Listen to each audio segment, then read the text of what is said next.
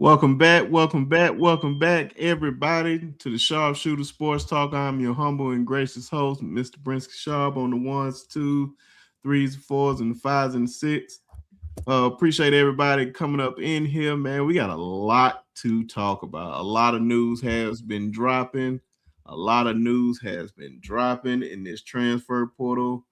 Alabama losing guys that were committed to them. We're in a new day and age in college football, man.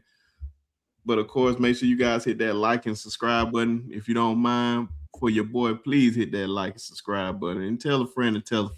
Come on over here and share the channel and all that good stuff. Let's talk football, of course.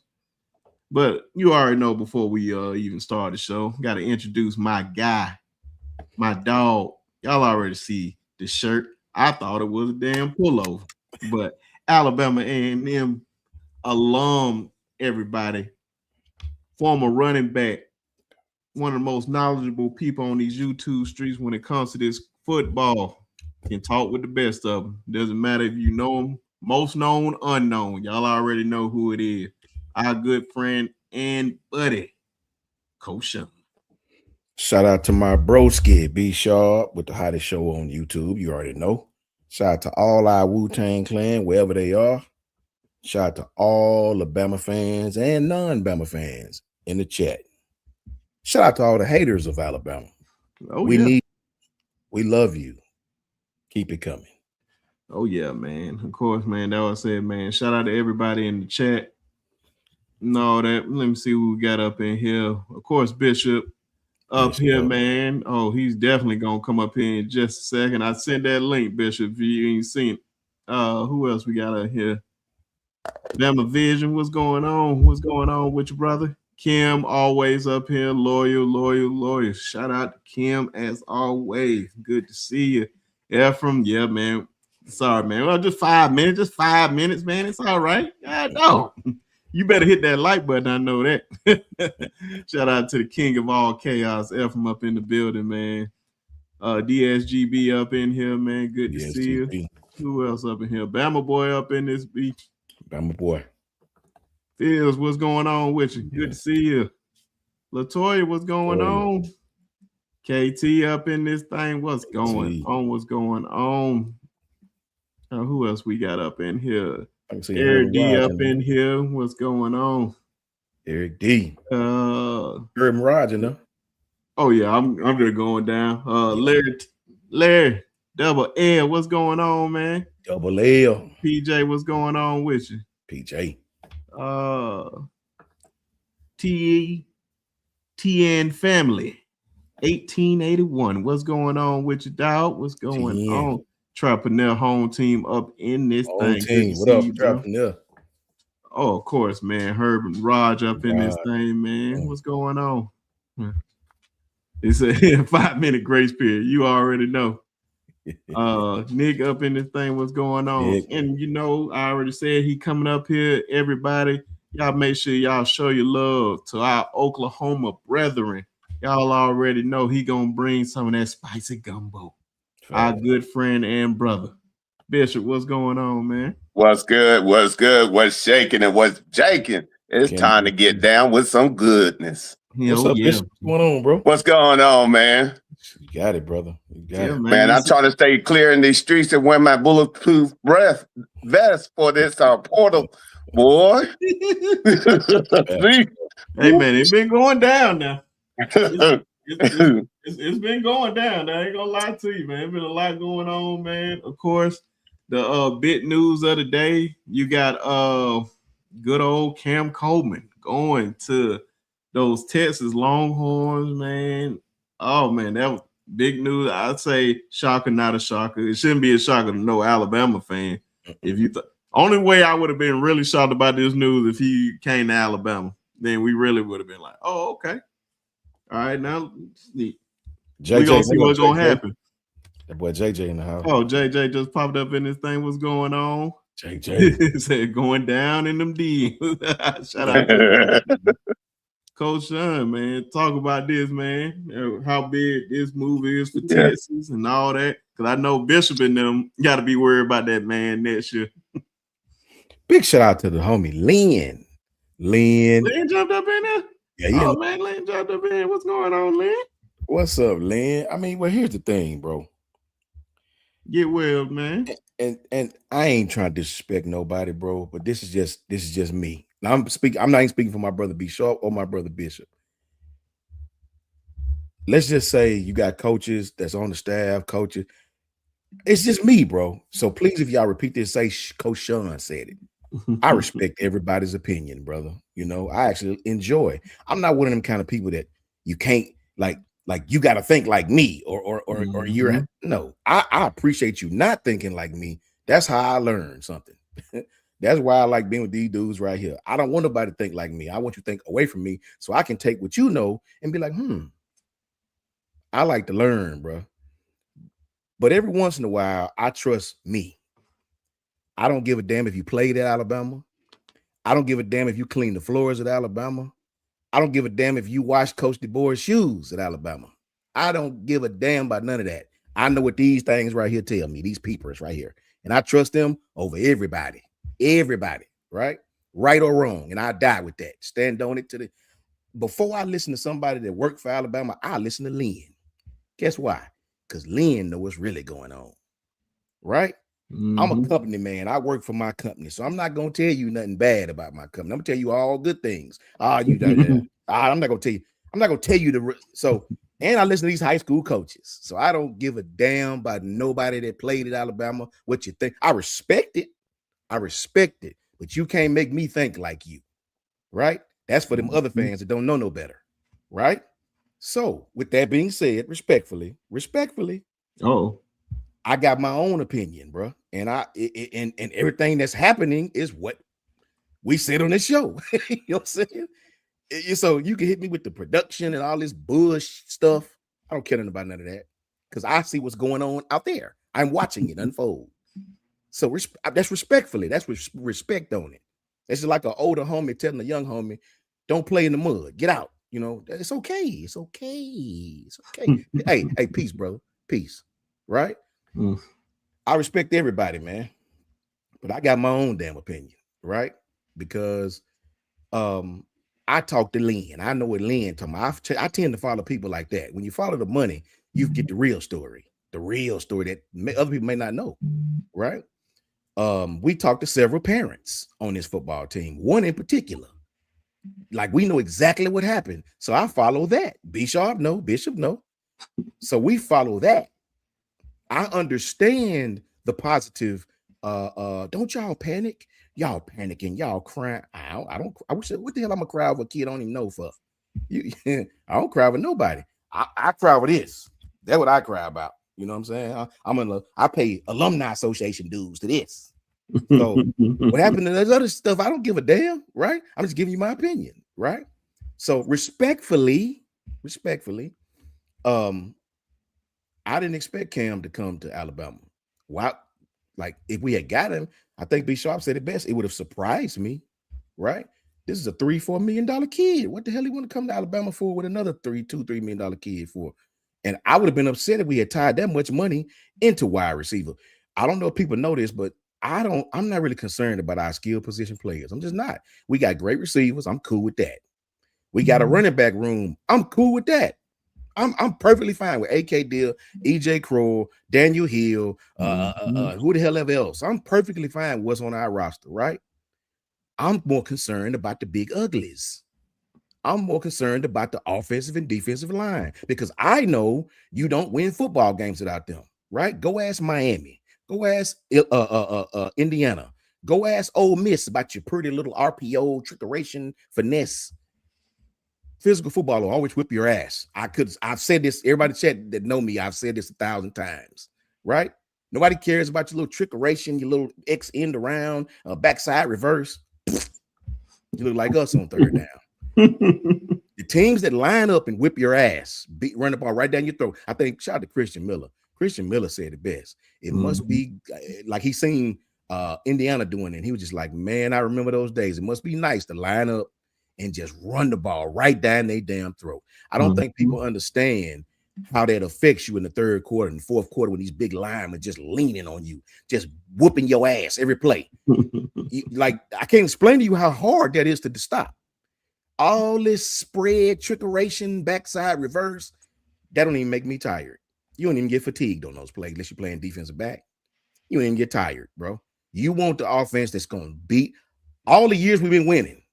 All the years we've been winning, right? Look at all our championships. 11 and 12. I think that was TJ Yeldon and Eddie Lacy. Both of them had 1,000 yards. What was it? We got beat by Clemson. Got beat. Okay, 15, Derrick Henry.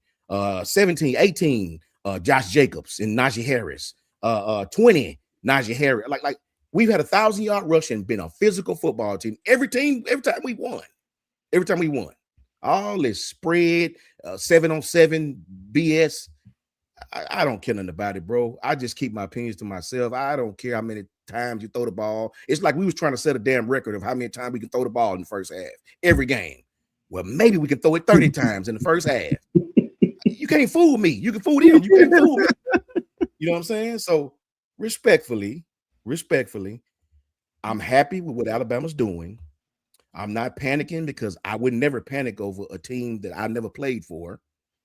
But I wish they do more in the offensive and defensive line, right? I don't care about the skill position. Sometimes you can have too many receivers, man, right? Yep. Sometimes you can have too many running backs, right? So, hey, man, peace.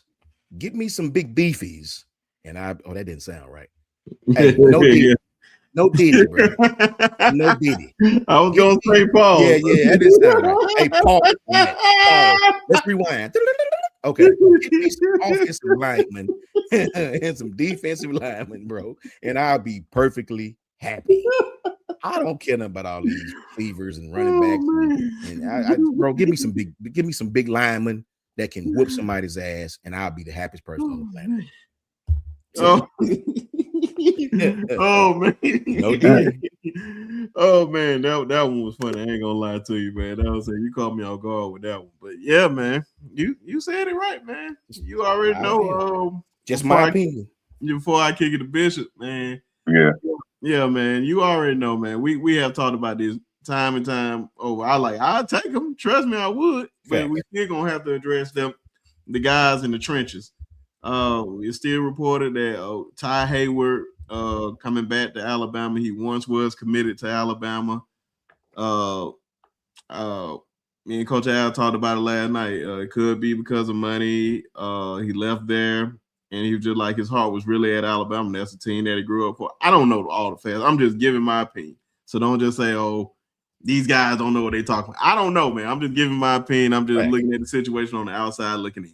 But he's coming back. That's a start. Then we have 3 super athletic guys on the line with Jackson Lloyd, Michael Carroll, and Ty Hayward. That's a great start. Still need to get some more guys on the defensive line. But yeah, man. Like I said, man, Cam going out there with Arch. What's my boy name? Just forgot his name. Just there. Ryan Wingo. Yeah. They are about to have a field day with some people, whether they like it or not. And then we lost Smothers, who pretty much was with Alabama for like 5 seconds, and then said he would. This is how I know we're in a new time in college football when a guy say he commits to Alabama, not even just using 9, just say he commit to a team like in the transfer portal and still taking visits. It's crazy. It's nasty. It's nasty work. But God bless him, man. But Bishop, man, what you think about this move down there for Cam with those Texas Longhorn? Well, big salute. We serve straight gumbo when I speak. The bottom line is just like everybody else, make sure you don't build yourself on froth, Texas, because understand, if I looked at the portal movement, there's been a whole bunch of offensive and defensive linemen leaving. And last I remember, Cam Coleman don't play that. Smothers don't play that. And if Arch can't get off his back and get the ball to them, what's the difference? So with that said, hey, salute. You did. Hey, you got your guy, but ask yourself, are you finished, or do you still got more work to do? Because understand, in this day and age, and hey, I done told our fan base, no more excuses. It's time to build, and it's time to be fire tested. And the only way you do that is you answer the tough questions, and you don't go with what's good or what looks cosmetically awesome. You go with make sure your X-Men, which I call the O-line and D-line, are together, and you build from there out. Simple. It's if nothing else, I'm so glad that this year's playoffs has showed us it has returned back to the fundamentals. And all of this RPO is good. Don't get me wrong, but it can't be the basis of your offense. Because i.e., when Indiana is running their offense, that just looked like old school. Hey, let me run it, pound you, and then I'll throw enough passes to be efficient, but I'm not going over 20 attempts passing. And he's a Heisman off of that. Go figure. Physicality. Yeah.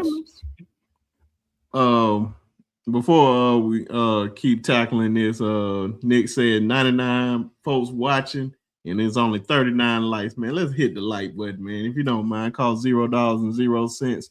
And if you're over there on Twitter or anywhere else where you watch, well, it's only at two places. On Twitter, just come on over here to YouTube, subscribe to the channel, and we can talk more about it. Appreciate y'all. Yeah. But yeah, man, you gonna need them big uglies, man. The big uglies don't get a lot of love. It's a reason why those NFL guys be buying them nice Rolexes and buying them nice things for those guys, especially the ones that do their job. Yep. And it's a reason why Tom Brady O-line loves him for a reason. It's a reason why. So you got to take care of the big uglies, man. So a lot of these guys do. But yeah, man. Just speaking on that, just final thoughts on this, man. I love the move for Texas. I absolutely love it because of Arch being there. He has that year under his belt. He had a good year, especially how the way he ended the year off with Michigan, how he played. And now you adding this dynamic weapon right along with Ryan Wingo. I don't know how Smothers going to play for real. But I know how those two on the outside play, and those guys play like dogs. And I remember a lot of let me just say little brothers down the road said that Cam wasn't productive at Auburn. I beg to differ. You're gonna find out what production really, really look like this year. So if you think he's not about to have over 1,000 yards at Texas this year, you are sadly mistaken because it's gonna be one-on-one central with somebody that can actually throw him the football. Oh, they about to have a field day. And I don't know, just in advance, everybody, I'll probably repeat it after the show too. But my boy Phil, I hit him up and he gonna come on the show sometime this week and gonna talk about this whole process with Cam and all them. And I'm not gonna say what he told me, but money was like the least concern because he was gonna get the bag regardless. Yeah, no doubt. That was a given. Yeah, so I think it's obvious what the main reason is, but I'm gonna let him say it, and it's gonna be some other reason. It's just that simple. Yeah. Definitely quarterback play easily. That's one thing for sure. Hey, hands down. Right. And just for us alone, man. For Alabama, we got guys that have great potential, like with Keelan and Mac. And did it yet, but we haven't seen nothing from them. Yeah. We've seen Arch. He could have went to Texas A&M with Marcel Reed. He would have did big things, but Texas Tech, they got the guy out of Louisville. Yeah. But I'm telling you, man, Texas is always going to be the big school down there in Texas, no matter what. The University of Texas. But what's y'all final thoughts on this before we start talking about something else?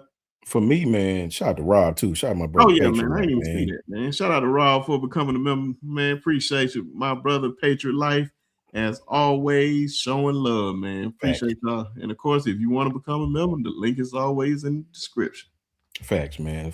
For me, man, like all jokes aside, I mean, the young man did what was best for his future. If you're a receiver right now, it's a lot of schools you can go to that has potential to be great. I mean, Alabama and Oklahoma gonna have good seasons no matter what. But if you're an offensive guy, you're a receiver. Arch is gonna get all the headlines because he's a Manning. You know, you definitely want to go there, and I agree with Bevo on that. You know, you definitely want to go somewhere like that where you can reap the rewards of having that quarterback. The only downside of that is you got to produce. I watched Oregon have a $14 million roster and didn't do nothing but go get beat by 40 or 30 or whatever the hell it was, right? Got beat worse than we did. So it doesn't always work. You got to put it together. You got to put it together. Yeah. You put all your eggs in one basket. It better be a championship. Anything less is a bust. You know, at the end of the day, B Sharp is right. Cam was gonna get the bag no matter what, as he should. If you an edge rusher, if you a left tackle, possibly a cornerback, you gonna garner big checks, man. Yeah. It's like that in the NFL. You know, it's like that in the NFL. If you an edge rusher, left tackle or corner or shutdown corner, you can really write your ticket. As far as us go at Alabama, I agree with Lynn. Lynn is speaking straight facts. You definitely want to get some decent players to where you can have an actual competitive practice. That's facts. But as me as a football fan, it is discouraging to see Ole Miss and LSU just swiping up all the defensive linemen. At least I've seen at least 3 or 4 defensive linemen a piece go to these schools, and you're gonna need those. Especially with the defense we play. You want to keep those linebackers clean. You want your Husky and all these different positions to be able to come down and make plays. I get where football is won and lost at, man. It's up front. When you look at all the great years we've had at Alabama, one thing about it, whether the offensive line was the best we've had or mid, we always had the Landon Dickersons, the Cam Robinsons, the Lattice Leatherwoods, the Jedrick Wheels. We've always had these guys that were high draft picks up front. Now they may have went to the pros and gotten a system that they weren't used to, or asked them to do something they didn't do in college and struggled a little bit. But in college, these guys were always dogs. The game was won up front. Make no mistake about it. Tua to Devontae, that was because of the blocking up front. Landon Dickerson and those boys that won the Outland Award for the best interior lineman and the award for best overall line play. Joe Moore. Joe Moore Award. Joe Moore Award. Those guys, when it was all those guys, they were awesome. So make no mistake about it, man. The games are won and lost up front. We got some young talent coming back, right? I'm really excited about Mal Wardrop. I'm really excited about our right tackle. You know what I'm saying, Michael? I'm excited about him. I'm excited about Sanders. I'm excited about Jackson Lloyd. I'm excited about and God bless us if we get Haywood. I'm excited about those guys, man, because that's where your game is won and lost, man. All those guys, man. I'm excited about them. So at the end of the day, you can pay for all the roster you want. You can celebrate it all you want. The game still got to be won and lost on the football field. There you go. And I'm to the point, man, where just give me who you gonna give me, and we'll rock with it on open day. I don't even have to be frank with you. Yeah. I don't even have time to be worried about this stuff, man, because it's so college football is so ridiculous right now, bro. And I got a lot of friends who still coach high school ball that I kick it with every weekend, bro. If you guys knew some of the stories these boys was telling me, it's almost unbelievable. Like it's almost like what? Like, bro, you wouldn't believe the things that's going on between these kids going from school to school, which kids talk to their high school coaches and get their advice. It's so much stuff going on right now, guys. That's why I don't even attach myself to recruits anymore. Just give me who you're gonna give me, right?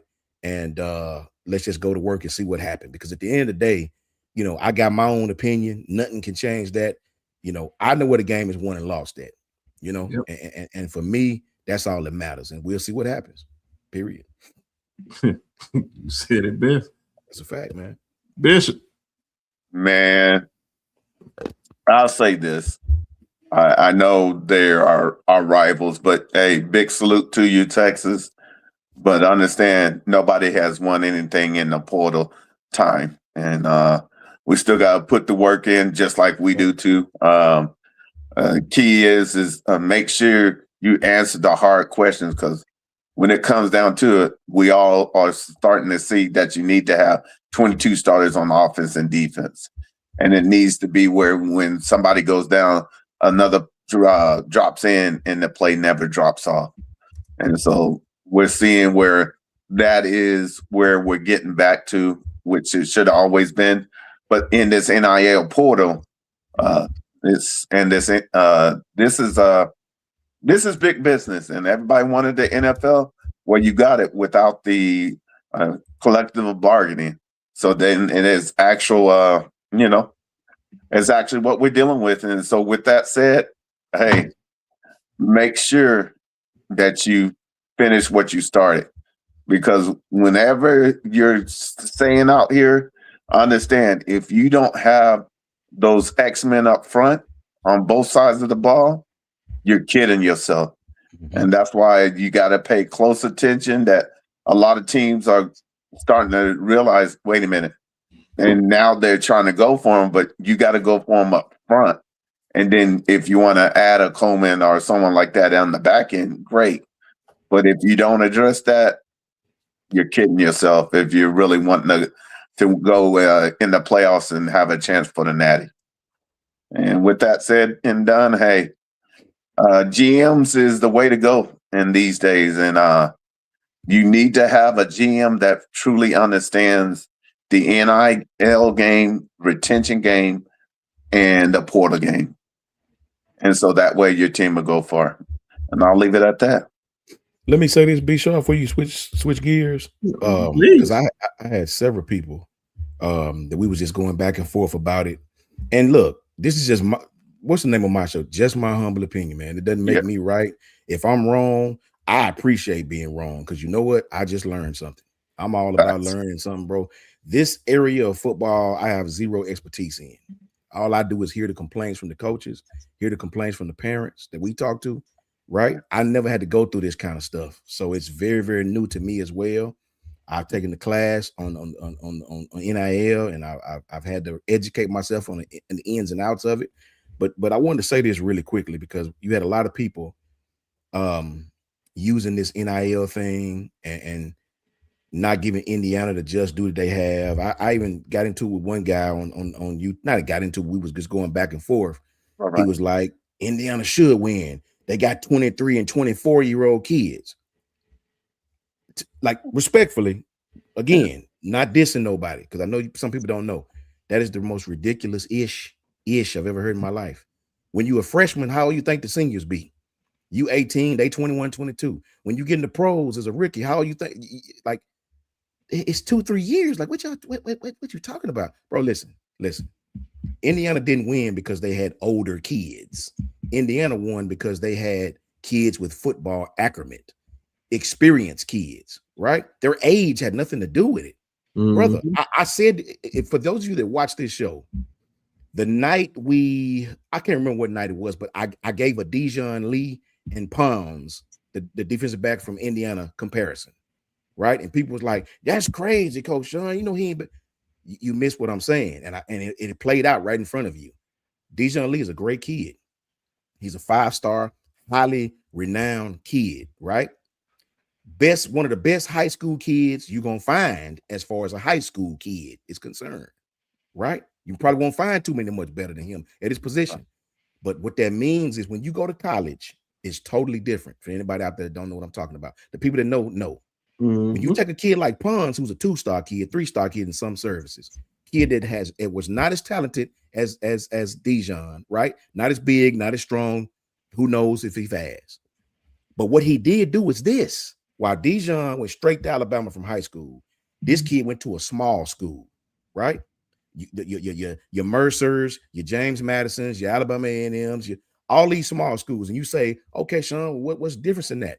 The difference is this: when you come from high school to college, a lot of college schools don't really teach a lot of they show you how to do things, teach you something. Now you got to learn college football. The weight program is different. The practices are totally different, right? You learn how to practice in college. In high school, I don't even know if I broke a sweat unless it was summertime. Got your helmet up, you're chilling. You know what I mean? It's totally different in college. Everything is constantly moving fast. Like there is no star. Even the stars is busting their ass. You have to learn how to practice in college. It's totally different. I promise y'all, because you have to remember, everybody that you're playing against, no matter what level of college, was tops at their high school, right? So there is no sorry people. They're all good, everybody. So those little things you do in high school don't really work no more. You have to find your game again when you get in college.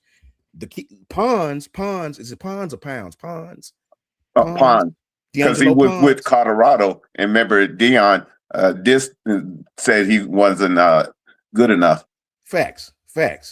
So what I'm saying about that is, when you take a kid who enters a college program, no matter what level of college it is, he learns how to practice. He understands now how the difference in diagnosing film, right? I can honestly tell you in high school, I don't know if I watched one film, if it was just the film we watched on the game we had. After that, we didn't watch film on no damn opponent. We were supposed to. We didn't. When you go to college, this is a must. You have to understand tendencies. You have to understand how to decipher leverages. You have to understand the difference in telling whether this kid gonna run a dig or a post based on how he lined up. It's totally different in college, man. No matter what level of college you play. So when you get to college, JMU, whatever it was, Colorado, this kid now understands how to play college football, right? So you go get these top kids from these smaller schools. Now you transfer to Indiana. So you take that kid versus a 5-star who's super talented, right? Who may excel and get more talented than him or may not, depending on if he peaks or not, right? One kid already understands how to play college football. The other one is learning, and he's learning on the job. He's doing well. He's getting beaten press coverage, but he's still learning, right? That's the difference. Now you go get you a whole team full of them. It's not about their age. It's about their football acumen. These kids understand how to play football now. They understand how to watch film now. They understand how to decipher a dig from a post now. They understand leverage now. They understand how to leverage the football. They understand in college you must spill. Like you must. There is no, I just use my talent and beat the dude in front of you. No, it is a total different game at the college level. And these kids understand how to play the game, right? So you're taking talent versus potential. Potential versus production. That's all it is. I commend Coach Signetti because he just picked these different kids from these smaller programs, and he picked the top kids at these programs. So these kids already understand how to play. Sure, they've been in college 2 years there. Now you're on your 4th, 5th year, whatever the case may be. It's not their age, right? If it was about, do you realize Jeremiah Smith could have went to the pros last year as an 18-year-old freshman and been better than half the kids in that class, right? 23 or 22, whatever. It ain't about age, brother. It's about experience, how long you've been playing this game in college, right? Football acumen is what you see. Football acumen is what you guys see on Indiana. A bunch of kids from different places that understand how to play the game. I promise you that's what it is. Go ahead, Bishop. I'm sorry. Oh man, Bishop, can I? No, please. Let me pick it back. Hey, fam, I'm gonna be as honest. Remember, this is the same team that got both raised last year in the playoffs. It's a whole fact. And what they did, Stagnetti told us we will never be out physical again. He said it in that interview. And now he did the homework. He answered all the necessary questions that was at deal, and they implement a program where no excuses, know your assignment, and be a film junkie. What you're seeing on the field right now is a team that bought completely into that. And in fact, they built upon it to where they're actual coaches on the field and can see certain things and make the minor adjustments before the coaches does. It's a whole fact. That's why you're seeing them put BTA to a lot of these teams. They're not beating teams by 14, 10. We're talking above 21 points plus a game. And you don't do that unless you do the little things correctly and you establish physicality. And that only comes through preparation and answering the hard question and be all in with the process and knowing the different intricacies of film study to know, wow, they haven't answered that question. It's still there after game 1 and it's still showing up in game 12. Then that's a tendency. Then they put that, that's from film watching. So what you're starting to see is that they knew what Oregon was going to do. So by that third series, they put it into it. That's a whole fact, man. Bishop is just that is exactly what I was trying to say, Bishop. And leading into Dwight's question is what I'm trying to say, man. It's different when you take a kid like Xavier Crowell. Awesome kid. Yeah. Awesome kid. Well, here's the thing. Now he's going to have to learn how to pass protect. He's going to learn how to flip one protection from one side of the formation to the other. He's going to learn how to catch the ball as far as in situations where the ball may not have went to him. You know what I'm saying? College football is a total different beast, man. You know what I'm saying? I can honestly tell you, I don't ever remember not one time in high school that I had to pass protect. I don't even remember one, right? I didn't even know what the hell that was till I got to college. Damn, that's pass protect. I got to block somebody, right? And I don't feel bad about that because Derrick Henry said the same thing, right? Like, we got to block? Like, we never had to block in high school. When you get to college, brothers and sisters, it is totally different. So you take a kid like E.J. Crowell, who's the best of the high school kids. Keyword, high school. You take another running back who was a 2-star running back, talented, right? Let him go to Alabama A&M for a year or two, come back and transfer to Mercer. That kid is learning how to play college football. He knows how to pass protect. He understands leverage. He understands slip routes. He understands getting out in the flat when the play might not even go to you. He understands all the finer things of college football. Now he understands working out at 6 o'clock in the morning. Now he understands 2 days in college ain't like high school, right? Now you understand the difference between nutrition and eating honey buns at 11 o'clock at night just because you're hungry, right? Now he's getting all these different things that you learn in college, no matter what college you go to. So when you put him back together, this kid may look the same as EJ, right? Because he's had that college experience. He's practiced in college. He's been in a college weight room. He's been in a college program as far as weights go. That's what you've seen with Indiana, man. It's not about stars with them. They just got a bunch of kids, right, who are good at these smaller level schools, who are good. Not just any somebody, but the kids who are the best at these schools. 4 or 5 kids here, 2 or 3 there, 4 or 5 here, and you put them all together and you practice them and you let them be hungry. You give them just a little bit of NIL money, right? You don't give them no millions, right? And you see what you come up with. That team just didn't beat Oregon. They beat their asses, right?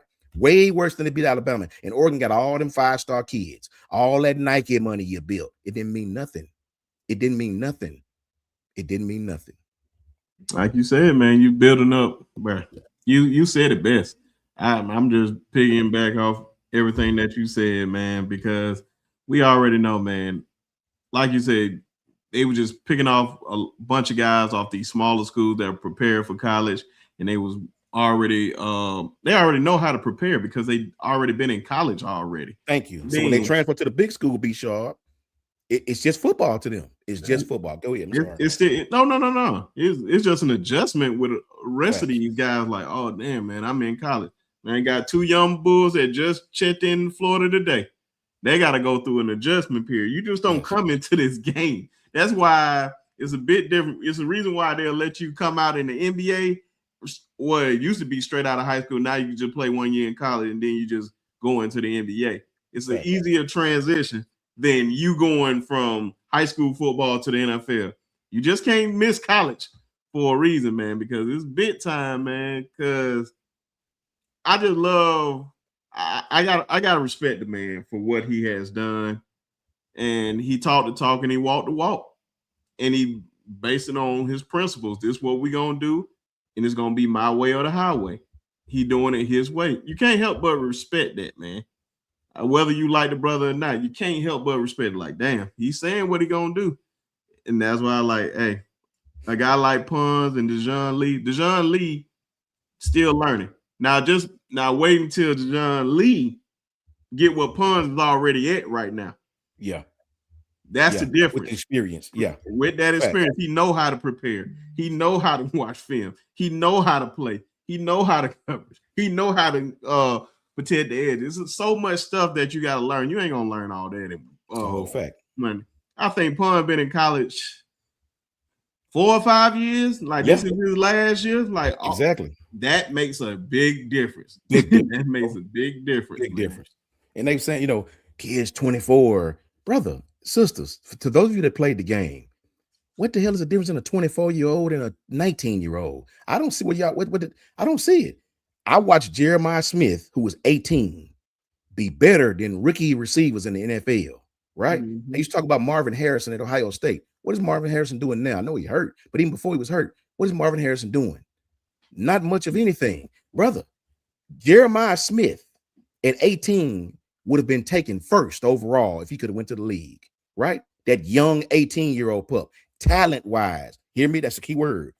Talent-wise, right? He had to learn leverage. He had to learn how to get off press. He had to learn when the defense, learn how to step on their toes. He had to learn how all the different things you got to learn that a receiver knows, right? Take Jahmyr Gibbs, came from Georgia Tech, older cat, you know what I'm saying? Had already been in one Division I program, right? Talented as anybody. Talented as far as speed, cut ability as anybody. Talked about in the interview. He had Jamison Williams, same way. He said, Ohio State taught me how to play receiver, but Alabama taught me how to get open, right? It's a transition period when you've had those experiences playing college ball. It's not the age, man. It's the college experience. Age don't make you good. Youth don't make you bad. But college experience, playing college ball in programs, does make you quite an experienced person compared to somebody else who you're going to be playing against who just got there this year. Age don't make you good, people. Experience does. There you go. Ooh. It's the truth. Hold on, we're gonna continue to talk about this, man, because I felt like this was a necessary conversation that we needed to have. Alan Berry with the $10 super chat. Appreciate you, Alan. Said 12 of the Indiana starters are transfers and the average age of 23. Not a single 5 or 4-star player on that roster. I can't help but look at how the boy runs the team compared to how Setnetti runs his. Yeah. But let me answer that, B Sharp. The difference is Setnetti is a Saban protege, and he learned and he saw that Saban always answered the tough questions and was ready to go through and burn the bridges and make sure that it doesn't happen again. That's what we're seeing in Setnetti. He's not happy when they were scoring early. He still had that same snarl, like, no, it's not good enough. We still got many errors in there. And in order to win this natty, we got to keep answering the test. He's not satisfied. Yeah, and I think this is I'm not gonna lie to you. A lot of people, and the one thing I will get off my chest real quick. Whoever's saying this Indiana team is anywhere near some of the greatest teams that ever played this game, like the 2019 LSU, the 2001 Miami Hurricanes, the 2020 Alabama team, the 2022 Georgia Bulldogs. I'm telling you, if this team play any of those teams, I don't think they make it out of there. But what they are doing right now, if they are doing something special. I have to give them that. They are doing something special, and he's doing it his way or whatnot. I don't know if this is a trend or they may have a little run up there in Indiana. Who knows? But it's a trend now, just based on. But you got to continue to do something for it not to be a trend forever. But we're gonna see how everything go with them because a lot of people are crowning them to be national champions already. And a team that they about to go against with a coach with the same mindset as him is gonna be really, really interesting. I can't wait to see it. And shout out to my fault, Coach Shawn. You about to say something? Yeah, go ahead, get your super chat. Yeah. And shout out to Nick, man, for the $4.99. Said Coach Shawn knows exactly what he's talking about. And as much as I think I know about football, he always teaches me more. Thank you. Hey, man. I appreciate that, man. I get this all the time, man. When these guys talk this football, I learn more and more.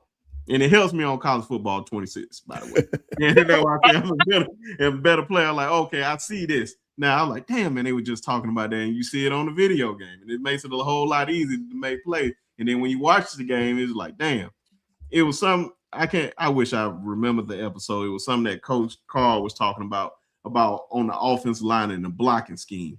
I promise you, the next game Alabama play, I just can't remember what game it was. If I remember the game, I can find that show. But the next game, I was just sat there and just watched all that. I was like, damn, that's what he was talking about. How the hell he see this? And now I see it a whole nother way now. And it just opened your eyes up. Damn, you think you know something. And then they just come at you every day. So, man, iron sharpens iron, and I love this. Every time he talk. And that's why I said, man, he is the most known unknown. And talk with the best of them. Him, Coach Al, Coach Carl. Facts. When those guys are talking, I listen. I was gonna say, if look at Army, the Service Academy. Right. Look at them. Go Google their age. A lot of them cats 24, some even 25. Right? Go look at Northwestern. You know what I mean? 16 people, 22 or up. Go look for yourself. Look at Kansas. Look at Buffalo. These are all old teams. You know what I mean? Very, very 6-year people. Right? And guess what? None of them did nothing. Right? But I can tell you what will happen. I bet you they'll have a player here or a player there that could play it anywhere. It's always 1 or 2 players they'll have. Go pick that guy from Army. Go pick that guy from Buffalo. Go pick that guy from Clemson. Go pick that kid from Texas State. Go pick that kid from James Madison. Right? That's what you do when you put them all on one team. It ain't the age, brother. It's the experience. This is a fact. And I'm so glad you said that, man, because that's what makes stuff dangerous. If you're just picking off the best player from each team, it ain't just the team, because there's a lot of hidden gems on every team. You just picking them off one by one, like, oh, I'm gonna get this kid right here. I'm gonna get this kid right here. And you just put them all on one team. They already know how to prepare. They already disciplined and all this stuff. And I was just speaking to that because I keep saying when people talking about such and such is 24. They average. It's several teams out there that got 6-year people. Some even been granted a 7th year. The team not doing nothing. Nothing. But I bet you their defensive tackle can play with anybody in the country. I bet you their corner can play with anybody in the country. Well, how about I go get them 2 and put them on my team? Just them 2. Then I'm gonna go over here and do the same thing about 4 or 5 other schools, and you make a team out of that. You can't blame Coach Signetti for that. That was a great coached football team, man. Very well coached. When you watch their offensive line play, and you watch how they made us quit, and they did. What I think is just be honest, it's a bunch of Bama fans in their feelings trying to find excuses. You got your ass whooped. Our ass got whooped. Straight up. Straight up. You like don't even make no excuse about it, right? Right? It is what it is. The defensive team, all that stuff Coach Saban used to preach got done to us. Straight up. And if you know what you're watching, you'll know it's the truth. It was a couple series in that 3rd, possibly top of 4th quarter, where they was just like, F it. I'd rather be at home fishing right now. I don't want to be here. Wasn't nobody communicating with each other. Wasn't nobody talking to each other. Wasn't no fire. Wasn't nobody in nobody's face. They was just kind of going through the motions, like Pee-wee football or something. That's when you're getting your ass whooped. I recognize that field. I recognize it. Shout out to Southern University. I recognize that field. Trust me. You just got your ass whipped and you quit, right? That's a whole fact. You know what I mean? That team was running the ball on you, leaning on you. And I keep telling you, beating you. And if Lynn in the chat, Lynn, you know, JJ, you know, when a team is beating you like that, and you got to line back up the next play, your lip busted, your fingernail done got ripped off, your back is hurting, your shoulders hurt. You like, bro, when you playing defense in your brain, you like, man, don't let them run this way. I've told you this before. You saying to yourself, you see the score, you like, God, please let them run the other side this time. That's the little voice inside you that know you getting handled. And that's exactly what happened. It does. It be sharp and coach. Let me say this. Understand when somebody runs it 51 times, 51 attempts, they're telling you, we don't think you can stand in this phone booth with us. And we're going to make you prove that you can, because we're going to run it 51 attempts at you. That speaks volume. That speaks that, okay, all those games we kept saying, you got to establish a run game. You got to establish a run game because your defense also needs to be able to stop the run game. Iron sharpens iron. Well, it came to roost, and 51 times they tested you. And it got to that third and fourth quarter, like Coach was just saying. And all of a sudden, they don't knock the fire out, because the bottom line is, after 20, you're like, wait a minute, this is going to be an all-day affair. And it ain't much room in this phone booth, and I ain't got too many places to go. So I just got to keep standing up and taking it. Yeah. Look at JJ comment. That is so facts. Lynn's comment. Them are facts, man. Yeah. They talking crazy to you. Ain't nothing you could do, man. The fans at home watching, like, what is going on? You just getting beat up out there, bro. It happens. Yeah. I'm telling y'all, it happens, man. We've done it for 17 years. Thank you. People. Wait a minute. Y'all did it to Oklahoma that one season in the playoffs. Josh Jacobs, yeah. Josh Jacobs. Yeah, just ran the ball, bro. Look, the key is we're not downplaying our teams, but we know that when you get into the playoffs, you don't have 12 games. There's nothing new that you can present. Now it comes back to, what did you build as a fundamental truth in the season that you can ride in the playoffs? It's powerful. Yeah. It's real shit. Yeah. Man, that's what I said, man. It's a lot of guys that gotta really look themselves in the mirror, man. Just say, man, what type of player am I? Am I preparing right? Am I eating right? Am I studying right? It's a whole bunch of stuff that they're gonna have to look at. And I try to tell them, you try to tell them, Coach Al tried to tell them. A lot of people thought we were just complaining the whole year. They just say, oh, even in wins, like, man, y'all ain't happy about nothing. And it said, man, it's gonna come a team, if we get into the playoffs, that if they have a good running game with a great D-line, we're gonna get exposed. Bad. What happened? Got exposed. And now people just can't take it. It's funny to me, like you said, man, how you got on Alabama A&M, and people just think like, oh, I'm just giving my opinion as a fan, man. I go crazy about this. Same thing with Tuskegee, man. Tuskegee University. I'm about to say, I'm just a fan here at Alabama, man. I just like the football team, man. Yeah. You should see how bad I talk about Tuskegee. Facts. Same. A&M. Yeah. Same. So I'm about to say, what I say about Alabama is light work compared to what I say about my own team, and we ain't living up to the standard. But that's a whole nother. If you listen to what Brinch, I'm sorry, Bishop. Go ahead. No. You go ahead. If you listen to what Brinch is saying, Bishop, listen to what Coach Signetti said in his interview.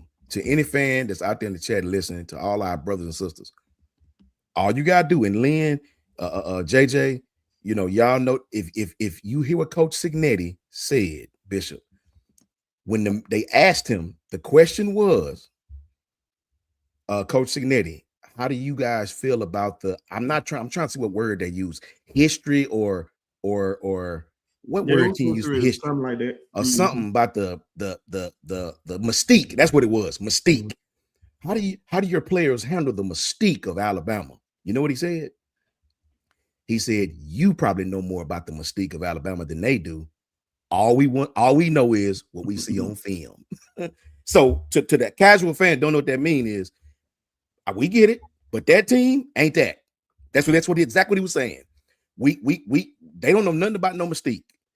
All we know is what we see on the film. They can't stop the run. Their offense is a 7-on-7 offense. They go 3 and out. They're going to keep the defense on the field the whole damn game because they don't run the ball, can't run the ball, won't run the ball. He said, let me repeat this and go look it up if you think I'm capping. He said, you probably know more about the Mystique. If I play that on my phone, would they flag you, B Sharp? What that? Just his words. Would they? If I Oh play no, it I on can mic, probably try to pull it up. please just right. pull up what Signetics said about the Mystique. Oh, you can try to pull it up on your phone, or you can send it to me, and I can just. I was just gonna play it right now into the microphone so people. Oh, go ahead. Yeah. You can definitely do that. This dude said you probably know more about the Mystique of Alabama than they do. That was a slap in your face. Then he said, all we know is what we see on the film. Right? That tells you what about your team. So and before you play it, I was one of those guys. I was like, man, see, this man talking crazy about y'all. Man, we're gonna whoop that ass, man. This man talking crazy. He got me hyped up. I thought the player was gonna come out there ready, but clearly they wouldn't. But go ahead, Coach Shawn. Here you go. Let me see if I can cut it up loud now.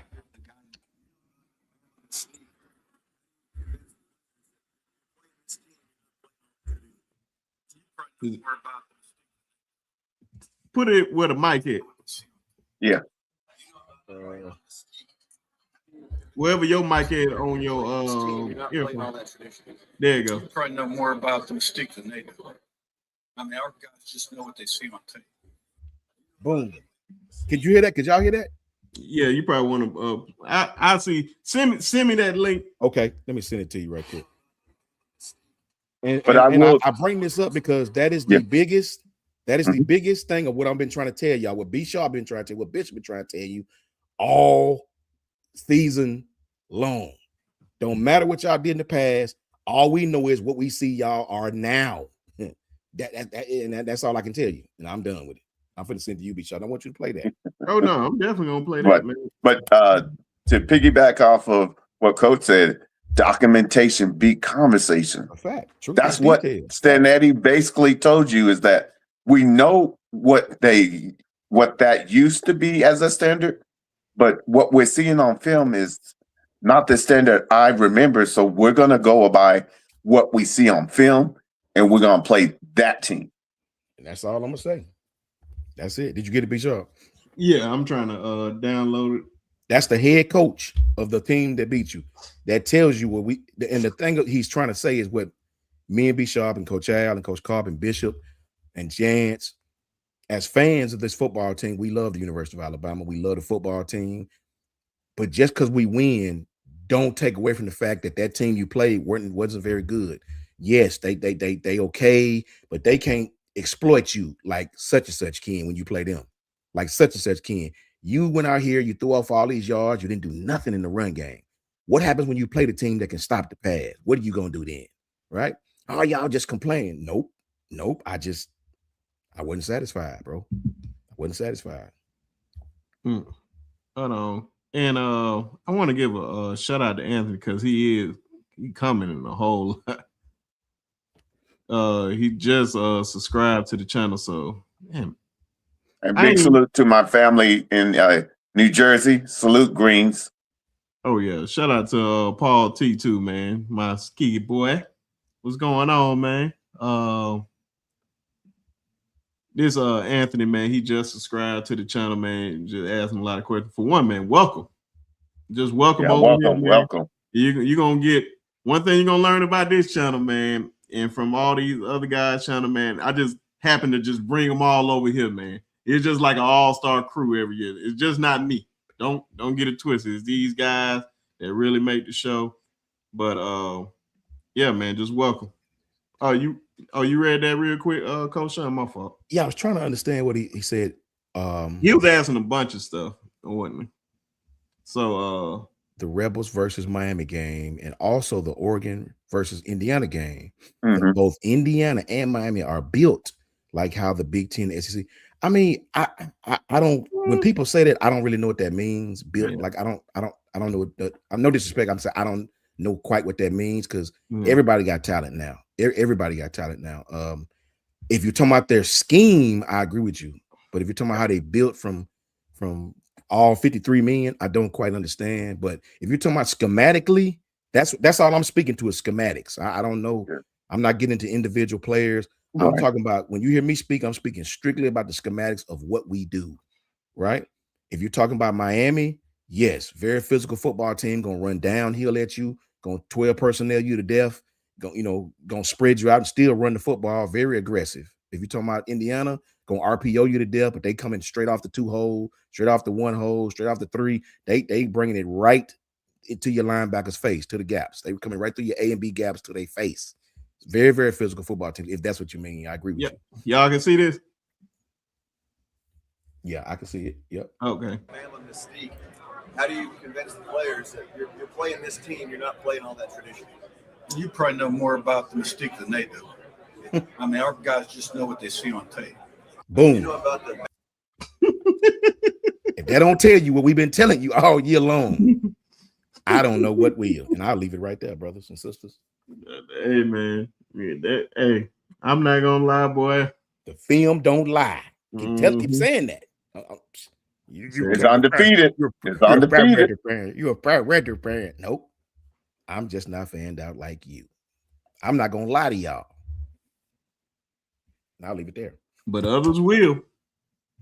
Others will. That's the others thing. will. And understand, now you even got documentation that you saw for your own eyes. And now you see that it come to roost. And they didn't just do it to Alabama. They did it to Oregon, and they did it in a worse way. That team is built with a big old boulder on their shoulder. And they've been playing like that the whole year. And believe it or not, they even got even better in the playoffs, because it seems like he got harder on them to where he wouldn't let. They were saying that their practices were too tough coming in because they have a long layoff. Well, undoubtedly it works. Clearly. But shout out to Alan Berry for the $5 super chat. Appreciate you again, brother. Are y'all hearing anything about staff changes? I haven't even heard any rumors. Also, are people sleeping on DB from Mercer?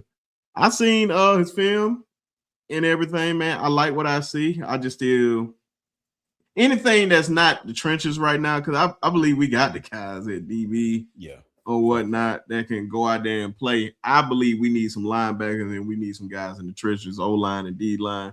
But I like them. I do like him. If you ask me, can he start? Hell yeah, he can start. You probably put Xavier in the slot. But I don't know, man. I just felt like that was a move that we didn't have to make, like the Hollywood Smothers kid too. That was just like, so him going to Texas was like, oh well. I kind of didn't want you to come anyway. I'm like, what are we doing? Yeah. Like the Ty Hayward move, I love. If everything pan out with that, him coming, Devin Tompkins kid out of USC, I love that move because everything that we actually need, the skilled players, we have those guys. We got the Rico Scott, we got the Ryan Williams, we got the Lottie Brooks, we got the Meadows. Of course, we probably need to add maybe one more receiver or maybe a couple of more. Yes, but running backs we good on. But yeah, linebackers, D-line, and O-line. That's all I care about right now. But yeah, even with the O-line, man. With the O-line coach. He's a safety. I seen him line up his corner. Yeah. I seen him line up his corner. So if he gonna play safety, I guess that's a good move. I don't know who's leaving or anything, but we'll see how everything pan out. But what I was about to say, damn, I really forgot what I was about to say. Efren, you threw me off, man. Yeah, that's what I'm talking about. Buck, he played corner. I was throwing me off, man. But damn, I really forgot what I was about to say. Damn. No, for me, I mean, I guess it can be both, Bone, right? I mean, I seen Paul T comment the same thing. I mean, maybe, right? I can't really speak on that because I don't know how they're built. When I look at the same teams of Miami, I see the same kids Miami been recruiting. I mean, they've been getting these kind of great edge players and great offensive line players. I mean, Mario come from Alabama. I mean, of course, when I look at Indiana, even the kids they're bringing from the smaller schools, I mean, I don't see just no SEC built laden team. When I look at Oregon, they're trying to build from the inside out. I think any football team is built inside out. To me, any football team. I don't care if it's youth league. I don't care if it's middle school, grammar school, high school, private school, college. I think any team that's built well inside out is going to be a good football team. For me, when you hear me speak, I'm speaking strictly to schematics. I'm not dissing Indiana or Miami. I'm strictly talking about our football team. Same thing Bishop been saying about Oklahoma. I don't like our schematics. I don't like our team and what we do. All this throwing the damn football all the time. Passy. Like, we've lost games to me because of that. You went 3 and out, giving chance. Your punter is not like that. So when you punt the football, you give the other team short fields, a la the SEC championship game. And next thing you know, you're down 17-0, 14-0, 14-0. So no, I don't like our scheme. I do not like it. I don't like it. I'm not cool with how we ran our offense this year. I wasn't cool with how we ran it last year. Right? I don't think you can win a championship by being a pass-laden team. I don't think that. Every national championship in college football that I've seen could run the football. We just didn't at times. It wasn't that we couldn't, we just didn't, right? I have a problem with that. I don't see, I've said this on this show 1,000 times, and if Grub told me this to my face, I would call him a lie. You can tell somebody else that. I don't think in any facet of football you can be physical by being in pass pro 90% of the time. Mm-hmm. That's just me, though. That's just my belief, right? I don't see where you can be a physical football team throwing the ball 90% of the time. You don't have a good punter. So when you go 3 and out, you punt the ball 31 yards. The other team get the ball in plus field position. Now you made it easy for them to score. Then we want to talk about the defense being bad.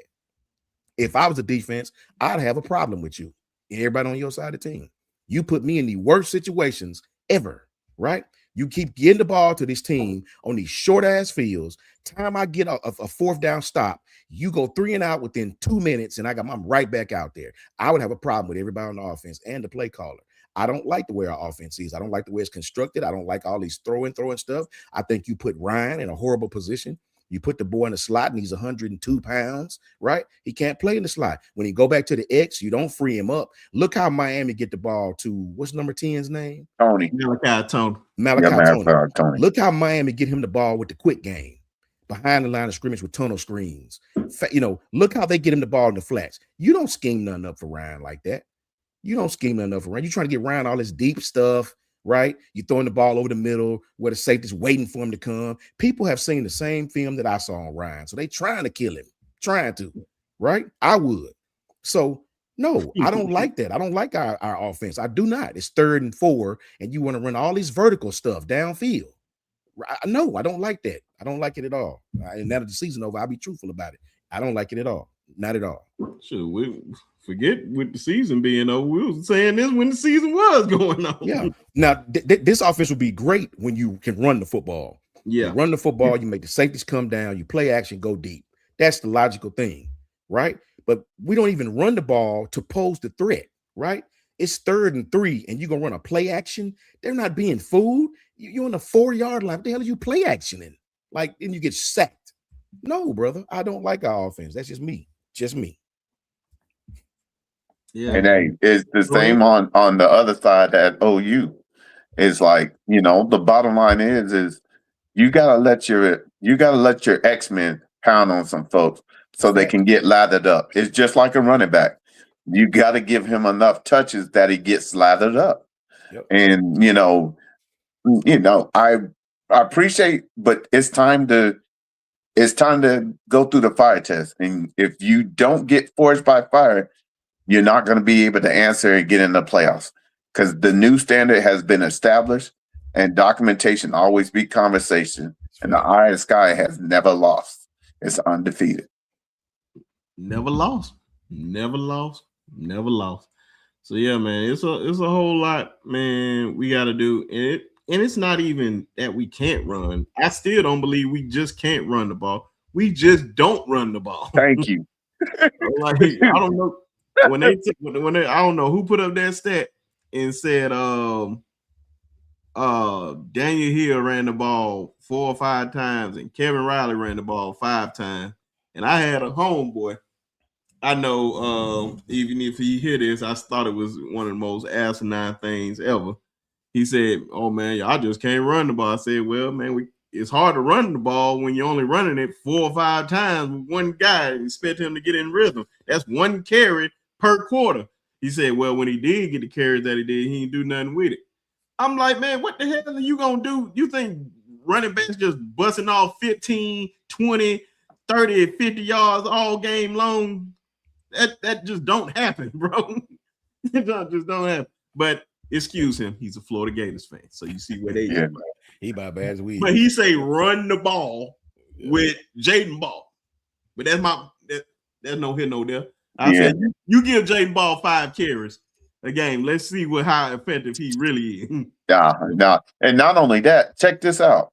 There's been games that both teams had running backs that go off, but then all of a sudden we go straight away from it and we go back to passing. Yep. And it's like, wait a minute. Did you see what I saw? Facts, I saw man. that a kid got 9 carries for 110 yards. And then you go away from it and we go for 3 straight series of straight passes. That's facts. I mean, I'll say this, man. And I'm not beating up no coach. I'm not beating up no player, man. No. Facts. All I'm saying, Bishop, is when you look at, I'm not sure if it was the Georgia game or if it was the Indiana game. 4th and 1. No, this one was 3rd Indiana. and 2. Well, this one was 3rd and 2 where we ran. 3rd and 2. Okay. We brought Latsier Brooks across the formation. He comes back on an orbit formation. We hand him the ball. Rico Scott missed the block. DB from Georgia smacked. And I'm like, what are we doing, bro? That's your offensive coordinator calling that. Then fast forward, Daniel Hill's in the Wildcat, Indiana. I think it's Indiana. Daniel Hill's in the Wildcat. Yep. They got 4 on the line of scrimmage. They probably got 7 in the box. No problem, right? That's what an offensive lineman live for. Paul T is correct. We got him in the Wildcat. Take your chances and run the football, right? We run a backside reverse or end around with Jeremy Bernard into the perimeter where they killed us and we lost yards or whatever happened. We didn't get the first down, right? So stuff like that tells me that the offensive coordinator doesn't have faith in the offensive line either, right? Because to call that call at a time like that on 4th down, come on, brother. What is the quickest way to a point? Straight ahead. Straight line. Understand 1 yard. And 1 yard. What coach said, remember what Stegnetti, what we just listened to. That's what he was saying. Thank you, Bishop. Say it again. When Coach Stegnetti said that we just listened to, that's what he was seeing on the film. And understand, everybody knows you like to run with Bernard with that same play. Only thing you did is you took out your quarterback and put in a running back, but 83% of the time, you're going to give it to Bernard. Guess what he said? Stegnetti said on the film don't lie. Every time you do that, number 5 gets it. They betted on it, and it happened, and they stopped it. I wonder why. That's facts, man. That's facts. And as an offensive line, you got to have some pride, man. You can't be a guard letting the 3-tech whip your ass every play. I told y'all last time, just because you run a play and you fall on top of the defensive tackle, that's not a win. That's not a win. Facts. Win is you move him off the line of scrimmage. That is your job as an offensive lineman. You move that man off the line of scrimmage. That's a win. You running duo and you still can't move him. At some point in time, you got to take some pride as an offensive lineman. It's not about just getting a hat on a hat.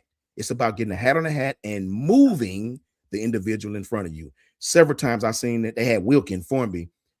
Shout out to Wilkin, man. They had him trying to come out of a guard stance and get up to the second level on the inside linebacker. And by the time he got there, the linebacker already ran around him and made the play. I've been seeing that all year, no matter what position the man play. And I don't blame Wilkin. I blame who's ever teaching him. I blame the schematic, the person who keeps calling these plays when you know your weaknesses, right? The 13th game of the season, of whatever it was, 14th, whatever, and you still hadn't gotten it better. That's somebody's fault, man. And I don't blame the kid. It's just me. Yeah. I do to a certain extent because execution is execution. I guess it's enough blame to go around, right? Everybody. Oh, yeah. But yeah, I'm glad Ephraim put him up there. I'm about to say he was definitely over 1,000 yards. Ephraim said about almost 1,200 yards. But look what conference that was in. Yeah, and I was just about to point out that too. And when they finally played another physical team, Michigan, nowhere to be found. again. And yeah, man, especially with him being hurt, man, didn't help. But sometimes, man, you gotta look in the mirror, just like it ain't just the players, and that's what bothered me by one of our former players. It just one of the comments that you made, because a lot of these players you brought in, by the way, just want to point that out there. Yeah, say that. Evaluate it.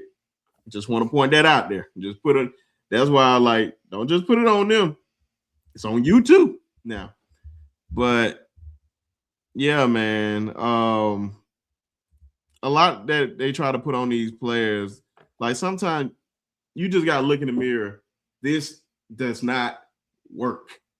That's why you got fired in the NFL. And now we see Seattle is the number one team in the NFC. 1 year later. 1 year later. I understand Alabama got to the playoff. We won there last year. Yeah. You can hang your hat on that. Right. But look how we ended the year. Getting threats out the playoffs. Sometimes you got to look in the mirror like, hey, man, is it my scheme? What am I doing is not working? Maybe it is. Maybe it's just you. It's just your scheme not helping. It doesn't work. It's outdated. Maybe you need to change it up a little bit. There ain't nothing wrong with that, man. Sometimes once you admit when you're the problem, you can get to the root of the problem. And I think we do need a new offensive coordinator. Say I'd be surprised that they didn't bring back Scott Huff. That would be a start. I seen what he can do. I'm still what's my man name out of Arkansas? He was just an Arkansas coach. Oh, Sam Pittman. Sam Pittman. I have Sam right. The second our season was over, I would have called Sam Pittman. I would have made sure he doesn't go nowhere. But you know what? Sam Pittman's style, he used to be Georgia's offensive line coach. We don't even run that type of offense, man. With this kind of offense, you need a dude that's really, really good in pass pro. Some of those Baylor offensive coaches that they used to have with the Rileys. You need somebody like that, because Sam Pittman's style is mush, smash, lean. We're not even that type of offense, man. We don't even line up in 12 or 13 personnel that much to run out of that. When we line up in 12 personnel, it's to throw every time, you know. So, you know, and I've seen that for 2 seasons under 2 different quarterbacks with 2 different offensive coordinators. Only thing masked it last year is Jalen Milroe's legs. It masked the fact that we sucked running the ball last year too. You wouldn't know that by the stats because of Jalen Milroe's legs. So you take the quarterback runs out of it, 2 years straight, your offense has been soft at the point of attack. And that's SOF capital T. And that's the straight up truth. But I'm gonna get we're only gonna be on here so much later, and then one of our other brothers just popped in. I'm gonna get the super chat and then bring him up. The White Wolf 1905 said, appreciate you, brother, for the $2 super chat. Said the boy loyalty to Grub will be his demise. Hey man, ain't no friend that good for me to lose my job, especially if it's a good ass job. Like, God dog, man. Sometimes you just gotta sometimes we like we can still go fishing, we can still Christmas, Thanksgiving, all these good stuff, cookouts, vacation, all this stuff. But man, when you affecting the bottom line, man, you gotta cut some ties to some folk. But I'm gonna bring up our good brother from On the Block Sports Talk with Coach Carl. Y'all already know. Let him say a little bit, and we're gonna get up out of here, everybody, and watch some of these playoff games. But y'all already know. Shout out. Here's our brother, Coach Carl. What's going on, man? What's going on, man? How y'all doing? What's up, Coach? Not much, man. I got in a little late, man. Had to stop by Chris and go and see what they had going on at his going away party. So Yeah. Oh, okay. Shout out to Chris, man. Yeah, big salute to Chris. And welcome home. yeah, he'll be up there Thursday or Friday. Yeah. Facts, bro. Shout out to that young man and his whole family. No, right? Coach, we just was getting into it, man. I just, me and Bishop, man, we just be sharp, bro. We just kept it real, bro. We just talked about a multitude of things from the schematics of it. We brought up how me and you and Bishop and B Sharp, especially, we was all telling the fans. We played what Coach Signetti said. We played it for everybody to hear. And as a coach, you already know this. I don't have to explain it to you. When he said, the question was, how do you handle all that mystique? You're playing Alabama. How do you handle that? He told the media, you might know more about the mystique than my team do. Here's the most important part. All they know is what they see the film say, right? What the film show. What did that tell you, coach, as opposing coach? We see what y'all don't do very well. We see it. We know what you do well, and we know what you don't do well, and that's all we care about. We're going to take away what you do well, and what you don't do well, we're going to expose badly, and it happened. So that's all that tell you. Okay, facts, so all you want to do is drop back, throw the ball 40 yards down the field. That's it. Let's take the deep route off and send pressure. Yeah, we're not going to go underneath, right? They already know you're not doing anything underneath. You're probably going to throw a screen pass or two. You're going to run the ball in the A gap. You're not bouncing left outside the C gap. And when you do go C gap, it's all going to be on the end line. So they know what you got coming. I told B Sharp, do you guys see how Miami used Malachi Tony in that quick game that they run with him? They are trying to get the ball in his hands. Why don't we use Ryan that way in multiple games? Try to get the ball to him. Make them adjust to us, man. They did it twice this year? One game he caught that ball and went 70 yards on that wide receiver screen. What game? The guy missed, went 70 yards. Can't remember what game. And he did it in another game. He caught it, caught one, made somebody miss, went 30 yards. That was it. The quick game, Coach Carl, I just don't know where it went. We don't have a running game, so I don't understand why you run so much vertical stuff, so much deep stuff. It's cool we got a running game. I get where you're going. I can follow you. But you don't attempt to run the ball. You're not fooling nobody. And Coach and Signetti practically said it. So if it's 3rd and 3, why is and they bring in pressure, they bring in the house. Why is everything so deep and so vertical? Why is everything such a deep route or deep? I just don't understand, man. And we've been watching this every week, and we keep telling ourselves, "Oh, they're gonna change it. They're gonna get better." We enhance it, and it never changes, bro. And then you run into a team that's physical, running downhill. This is what I told them, Coach Carl. I say, that game, Coach, when your fingernail been bit, your nail been ripped off because you're trying to make a tackle in the helmet and your fingernail got caught, your lip busted when you've been made a tackle and biting down so hard, and your back is hurting, your shoulders hurting.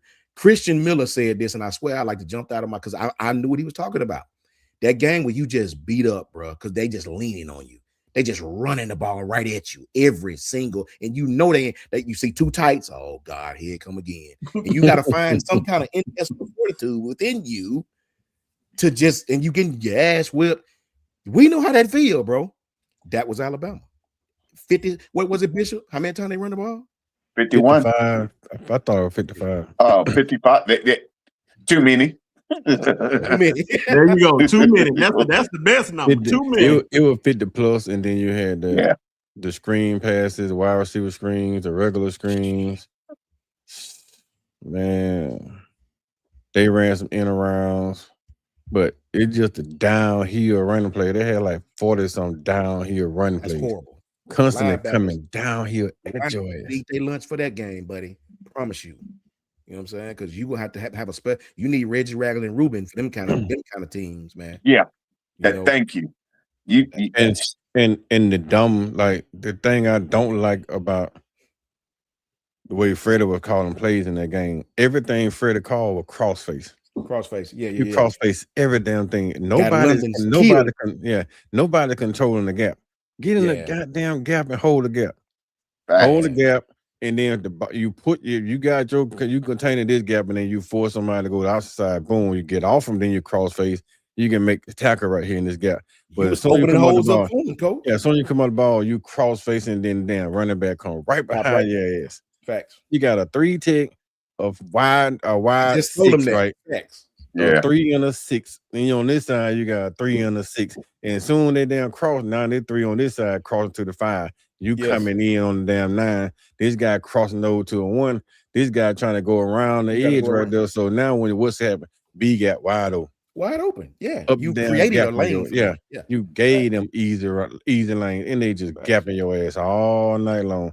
At what point? And then at that point, the linebacker sitting there like, hell, that you call a play, you can see a linebacker. Don't do that. And we ain't doing that. No slant. And then they slanting away, and then what happened? Man, come right at Lawson ass. They weren't fast at all. They just big, slow running backs. I can see why there was 2 and 3 stars, because they don't have that breakaway speed, but they physical as hell. And then the gaps and holes this damn wide, you can just walk through them. Yeah.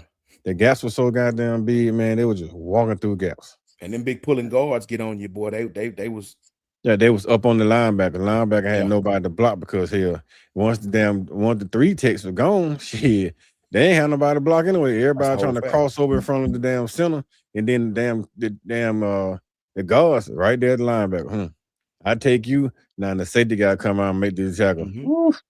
And what Keon Sal did? You heard the song I wrote, right? Already. He act like he slipped. What I tell y'all in the chat, I told you have those moments when man, don't get me started on them kind of moments. That's true. You got to find that dog in you if you got one, and you got to come up and lay your head. That's why I used to love Caleb Downs, man, so much, because he can play the pass, he can play the run. He would hurt himself trying to get you down. To me, he the best DB, not just safety. He the best DB in the country. Yeah. Period. He can play in the box. He can play back. He even came out and started covering down tight ends one-on-one. It's a whole fact. It's a whole fact. Yeah. Had that man covering in the seam when he was here at Bama. He was just a true freshman. He actually only one we had that played those different positions when he was in Bama was damn Minka, maybe. No, Mark Barron. Oh, Barron. Barron was the last one.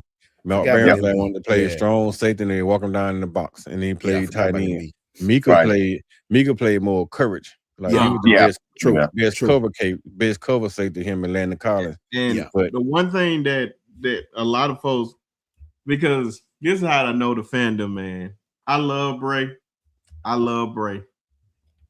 told you about Bray. I told you. Yeah, you did. When it comes to stuff, but I ain't never say this though. I can legit say I ain't never said this though. They basing it on stats. I always said Caleb is the best. Yes. People see stats and see why this man ain't up for this award and this person is. Look at the stats that he putting up. It's a lot of stuff that Caleb Down does that don't show up in the stat book. Oh, facts. Man, Bray Hubbard is nice. He ain't on no Caleb Down level. Mm-hmm. Nowhere near it. He got heart though. He got a little bit of heart now. He don't have that whole heart now. I done seen Bray come down here right there. I done seen him come down there and stop them damn feet now. I ain't see Caleb down come down here and stop them damn feet. Don't stop feet. You gonna catch all. He coming through them thighs. Bray done came down there and he was stop them damn feet, and he was hoping. Like I tell a lot of folk, they be watching football. My wife one included, she'll be like, "Well, why they are just dancing? Well, you stopped your goddamn feet. you want to deliver no blow." Yeah, you cooked.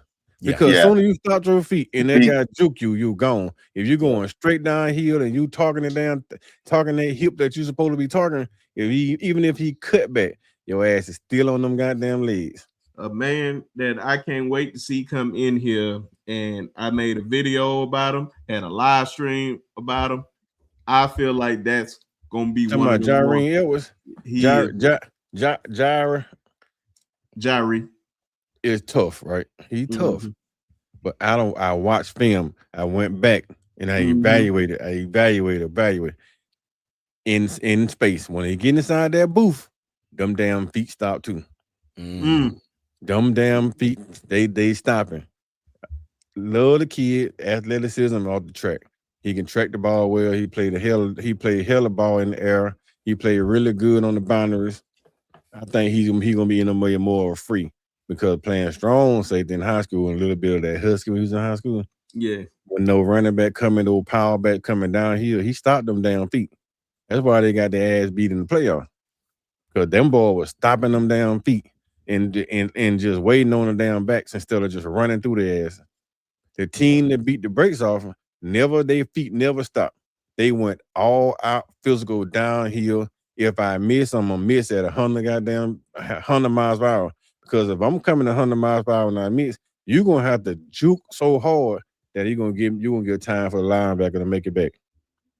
They don't have to. When you stop your feet, they don't even have to juke, man. All they had to do is just make a move. They can set you up when them feet stop and just give you a head if they can get outside. Your old feet, goddamn, you got to move again. You burnt. Don't stop your feet. Get dead center mass. Split the damn body. Attack the inside hip like you supposed to attack. So they're coming at you. You pushing their ass to the outside. What's on the outside? Cornerback hip. That's it. If cornerback got your hip on the outside, if he don't, linebackers at this point can get off, block the straight across the top. But if you stop your feet and then they come inside, it's a wrap. Linebacker got a guard on top of his ass. They streaking. Yeah. That's what kill us. We seen on all like Bray. The thing about it, who we play? Oklahoma. They do that little damn quick screen on the outside. Bray Hubbard comes in and blows up the damn blocker when the damn wide receiver that caught the ball standing right there. All you had to do is just blow up the damn wide receiver. He blow up the damn blocker. And I'm sitting here like, man, God. See, for that reason, what Coach just explained to you, I used to enjoy playing against aggressive box safeties. I used to love it. I'm gonna put him in one-on-one. I'm gonna put him in a situation where he got to cover. We're gonna do him dirty. We're gonna pick on him all day long. I'm gonna see, can you get on that hash? I'm gonna see, can you cover my tight end, whether it's my slot, whatever. I'm gonna find a way to get you in a matchup where you got to cover somebody. And if you play outside, we going to the post. To the you post. play Easy inside, peasy. we're gonna post corner your ass. Yeah. And and Coach Carl, you know how I feel about post corner. Post corner. Now we're talking straight fire gumbo now. New rock, Coach Shawn? You know about the new rock? You know about the new rock, the post corner post? Yeah. Call it cop. Yeah. Cop. About it. Yeah.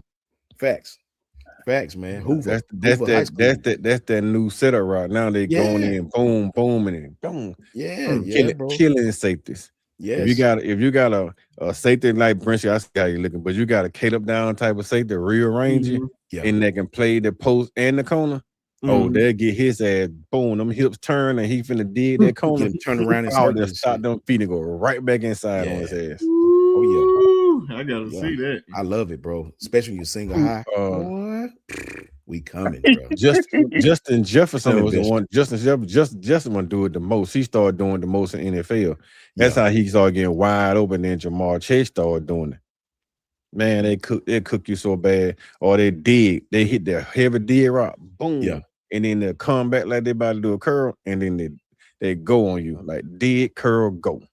Yeah, man, they cooking. I post corners, sluggos, slant and go. Sluggos are killers too. Run them all day long. Let me catch Bray. We playing Bama. I am going to make you cover, young man. Oh, you got your defense coordinator going to get you out there and put somebody. I'm going to make sure you can cover. Even if you ain't open, I'm still going to throw to whoever you're checking. I promise you. If I was the defense, honestly, if I was defensive coordinator, I want to put Bray back. If I know it's 3rd down and 3, I'm gonna put his ass in the box. Facts. Yeah. Mhm. That's where I'm playing him at. If it's 3rd and long, I would have put Zay Minsky or somebody back there. You almost had to. Yeah. Facts. Yeah. I would literally turn Bray Hubbard into a nickel back, or slot wheel, or 3rd down wheel backer. May even put him at Mike on 3rd and long, 3rd and medium, 3rd and long. Put Bray at Mike. Let him get in there and just use the athleticism, because he can drop back and play coverage faster than Lawson would. You put in Lawson in way drops. better. Yeah. Facts. So why would I pull Lawson off the field and put Bray in there? And again, he gonna hit hard than Lawson too. Bray gonna have a long career in the NFL, bro. You know, I watched Mark Barron go from safety to linebacker to middle linebacker. To middle, playing the wheel. By playing the wheel, he's gonna have a great long career, man. You know what I'm saying? That's a whole fact, coach. That's the world. Just to close it out, everybody, I'm about to say, I don't know Bama fans that are doing it. If they are, I don't know why. Why are you crying about that? You should have known about this. This would have been a surprise pickup. Like we said at the beginning of the show, man. This would have been a surprise pickup. Yeah. Cam Coleman. The reality of Cam coming to Bama would have been special. Like, it would have been truly special. Bama definitely been damn near unbeatable. Because now you don't need a run game. Because he was going to occupy everything that the run game is going to open up. See, that would the wish for Alabama, out for us Alabama fans. We was wishing he come, because you got 3 dynamic guys now, and then with Rico Scott coming in, being would have been easy being our wide receiver screen type of kid. We got dynamic guys going downfield. Now you gotta play everything deep, so you don't have to worry about the timing. You just hand the ball off on delays and stuff like that, and running backs could have gassed you. That's just a dream scenario of it, right? That's why a lot of fans were so in tune on whether we get Cam or not. We get him, it's a great thing, because now he can't hurt you for one. If we don't get him, now he's at Texas where he's an opportunity to hurt you later on in the year. SEC championship game in the playoff, he's gonna be a huge threat, right? Mm-hmm. Bigger issue with Cam, you had to have quarterback situation settled. Yep. Your quarterback situation is unstable. Austin Mack saying that he was going to return made the quarterback room unstable. The boy don't want no unstable quarterback room. You can tell he left Auburn, and he struggled in Auburn 2 years. Could have probably had 1,500 yards or more. He only got 1,300 yards in 2 years at Auburn because of inconsistent play at quarterback. Yeah. Then you get rid of Deuce Knight. Boom. Deuce Knight hit the portal. Cam hit the portal. He ain't want no unimprovement. Archer's still there. There's no competition with Archer and nobody unless he get hurt. So he going where the proven quarterback is. I thought he was going to Texas Tech. I thought he was going to Texas Tech because Texas Tech got a little bit more money than Texas right now. But the unproven quarterback factor, he going where the quarterback at. And I don't blame the kid. I don't blame him either, man. You got 1 year left that he's going to go to the pros early. And he's going first round. He probably going to be the number 2 wide receiver. Yeah, him and Manning they all gonna lead together. Ryan Wingo, they're gonna lead together. You know what I'm saying? So I don't blame the kid 1 minute. So if any Bama fans are upset he gonna come to Bama, man, please stop. Like, no, don't do it. Just think of it as a shot towards Auburn fans, because I just remember we ain't gonna say no names, but they know who they are. Saying that Cam is not productive, which I thought was asinine. But you know how that is, man. Those are Auburn fans, and they feeling like Bama fans when they feeling. You like how was in his feeling when all those guys hit the portal, right? They talking about production over potential. Crazy shit is. Thank you. What do we have now on our roster? What a production! All damn potential, right? We ain't got no production on the roster. Everything on that son bitch is potential. You got this shit. Okay, Dijon Lee had a little production. But it's still high side potential wise, right? Yeah. Xavier Brown had production. That's production. So it's no question about those two. Yeah. What we got to say, the Bray got a little production, but he still got high potential. I think not being utilized in the correct ways a lot of time. Putting him in isolation, 1-on-1. You know, that's a recipe for disaster. Who else we got? Keon Sav still there. That's suspect on production wise, right? So what have we got? Who linebackers? What the production at linebacker? DN, Yonze Pierre. Where the rest of the damn production at? We got London Simmons had similar snaps with little production potential high. Same as Edric Hill. But where's all the production? We have no D-line production. Thank you. Nobody but Quay Russo. Everything else is damn potential. We ain't going in the portal bringing in no high production. We got a guy out of damn USC. It had production of potential because damn near similar stacks as James Smith. So what's the potential? What the production at? Everything we brought in outside of on the defensive side are all freaking potential, man. Cornerback, potential. Offensive lineman we brought in, they all bag ups, so that's all potential. What starter have we brought in the transfer portal that we got from the offensive side of the ball? We have no starters. Everybody that we brought in were all bag ups, potential. And then they killed Dabo because Dabo said, I don't want your bag ups. Like, if I'm gonna go out in the portal and get a damn bag up, I might as well just roll with the guys I got. There you go. That's what Dabo said, right? That he did. We ain't getting no damn starters. All the damn starters that transferring, bro, come in and use Alabama as leverage. Well, I think I'm gonna go to Alabama. Alabama, my number one school, and then Texas gonna call you and say, "I give you $5 million." They can't give you $5. I give you $5. Alabama said they'll give me $5. I give you $6. Cool. I'm out of here. Running back comes in, commit. Don't sign on the dotted line. Run his ass out down Texas, get more money. Don't say Bama broke now. Hey, who said they were broke? They just can't afford what Texas can't. No. I'm saying this guy right here. I'm like saying they can't afford. They can't afford what Texas can. I'm about to say it's different types of money. I'll put it like that. Texas got. Can I say something? Texas got Lamborghini owners out there that again not NAL money. Yeah, because a lot of fans are like, oh well, then we must be no, because if you got a lot of position, you got to answer. Why are you going to tie it up in one position? Facts. And you still got to answer. Come on, you've got to understand that the game has changed and it's really run like an NFL deal, and you got to see what you got for the kitty. The NIL kitty has to deal with NIL retention, high school, and then you got to be able to handle the same money for portal. There's rules of engagement to it and how pieces fit, and you still got to answer, and you still got to build your roster to where you can have 22 starters on offense and defense. I can do that, Bishop. I can say this. I know for a fact that schools like Alabama, Oklahoma, Ohio State, and Georgia, they got the money. Don't ever fool y'all like they ain't got the money. Yeah. They're just not going to pay. They're not going to pay it because they think that the name is bigger than the player. Yeah. That's what they think. Their name is bigger than the player. But if you got a $5 million player out here that's a game changer, you go get the game changer. Yeah, and we have those on all of our rosters. Ryan is getting the money. Jeremiah Smith is getting the money. Georgia got 2 or 3 that's getting big money. Oklahoma got kids and getting good money. Yeah. Our schools are just not going to go out here and give Cam and if I know Cam, it probably wouldn't even buy the money because, like B. Sharp said, that kid was going to get the bag anyway. Right? Yeah.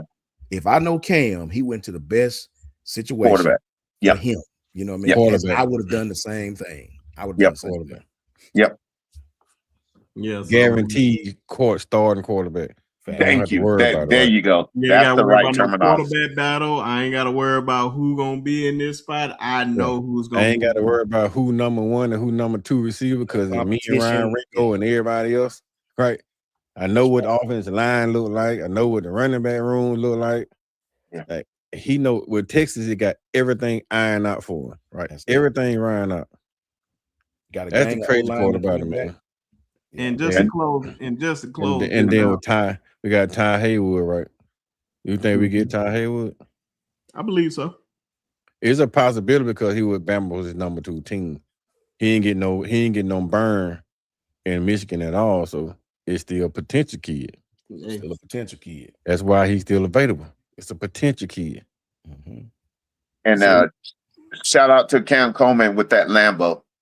Congratulations. Oh yeah, he can buy himself a nice little Lambo.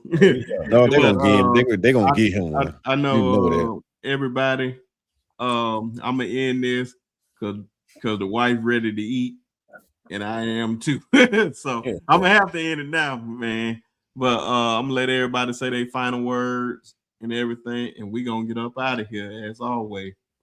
But we'll start with you, Coach Carl.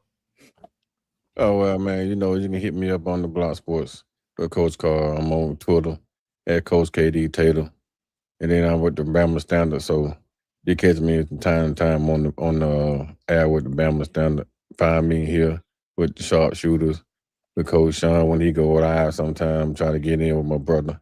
Because I went for my brother, I wouldn't be on the mic right now. So I gotta keep my loyalty and my respect for the guy that brought me to it. So whenever he hit me up, I'm gonna do everything I can to get there. And then sometime next week, man, I'm trying to get back to Alabama State so we can lock down this deal on getting these kids the recruitment thing. So we can start getting some eyes on some kids that we then identify. So keep your eyes out on that, man. And then that's gonna be huge because if Alabama State buy it, then I can get to Tuskegee. I can get up there to the hill, right?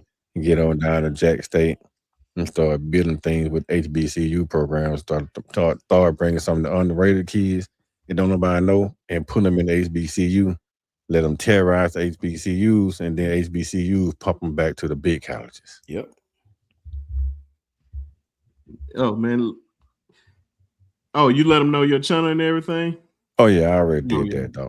Yeah, man. And appreciate you, man. Always Thanks, man. there for me. Like these guys always here for me. Bishop just come on up here always, so definitely appreciate that. Bishop, go ahead. Yeah, this Coach Carl, big salute, Brinsky, and Coach Shawn. I'm very thankful, but understand I just like giving gumbo, and I know every ingredient is important, so I never take it for granted. You can always see me on Coach Rick's, Piano Man, and Hall of Fame. Bottom line is more than anything is make sure we help you guys to understand the rules of engagement has changed.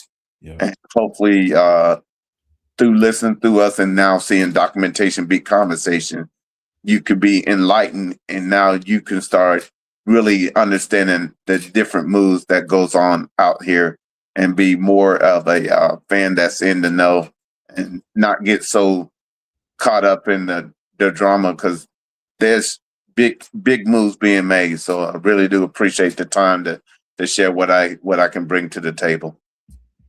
Oh yeah, man. Appreciate you always, dog. Facts. And Coach Shawn. Man, love that, man, Bishop. Anytime I see you on Piano Man or Coach Riggs, I always catch you, bro. I always catch y'all show. Even if I can't comment at the time, I'm at work or something, I always catch your show. Love your content, what you speak about is freaking awesome. Coach Carl, you already know how my affinity for you, bro. Anytime I see you anywhere, I'm tapping in. Even if I don't get a chance to comment, bro, I'm always listening. You know what I mean? Same with my brother B. Shaw. Wherever I see him at, I'm over there. You know what I mean? You know what I mean? Sometimes we got at work, we have these little earpieces, so I can't really comment, but I'm sure listening, talking to the show as if I'm on there. What are you talking? You know, I'm talking, you know what I'm saying? So I try to support all of our Wu-Tang clan, no matter where I see them at, bro. You know what I mean? Shout out to John and everybody. You know, everybody that we do content with, man. These guys are awesome. You can't go wrong listening to any of their content, man. Even our Auburn brethren over there, Ted's and Water Cooler Sports, you know, them dudes awesome. You know what I'm saying? Shout out to them brothers. They always do good content. Just tap in with everybody, man. Support everybody. No matter if y'all see them on, hit the like, subscribe to their channel. You know, and thank everybody in the chat, man. You guys are awesome. You know, you guys, one thing I can say, man, about all our chats, because basically pretty much the same people. They all got, even the young ladies got really, really, really good football acumen. These people know the game, man. And that is awesome. That's awesome, man. Shout out to Brother Gill and OG Ephraim, Moon Rocker. Been rocking with them boys for a long time, man. These guys know the game, bro. That's what make it easy. They know the game. They have good, I listen to what they say. I learn from them too. You know what I'm saying? The young ladies, they come in here with good football. Sonia, they all got good, they know what's going on, man. Kimberly, Kimberly always. So I appreciate all of y'all, man. You can definitely find me at JMHO Sports Talk. That's just my humble opinion. JMHO Sports Talk on Twitter and YouTube. And of course, man, y'all already know, y'all already over here. The Sharpshooter Sports Talk. Well, Sharpshooter Sports Talk. Y'all can find me on Twitter at B_sharp. And hit me up on there. Subscribe. Follow me on there. Definitely subscribe to the channel. Definitely hit the like button over here. Hopefully to get my boy Phil on this week. I don't know what I'm gonna do the show on this week, but definitely probably talk about more transfer portal stuff. I told him once the transfer portal stuff get done, especially with Cam, be ready to come on, and he is ready. So I definitely can't wait for that. And I'm talking about Cam Coleman, everybody. He was his wide receiver. He was his wide receiver coach in high school, and they are still like this. So, but definitely shout out to Cam. Shout out to all HBCUs, even Alabama's who.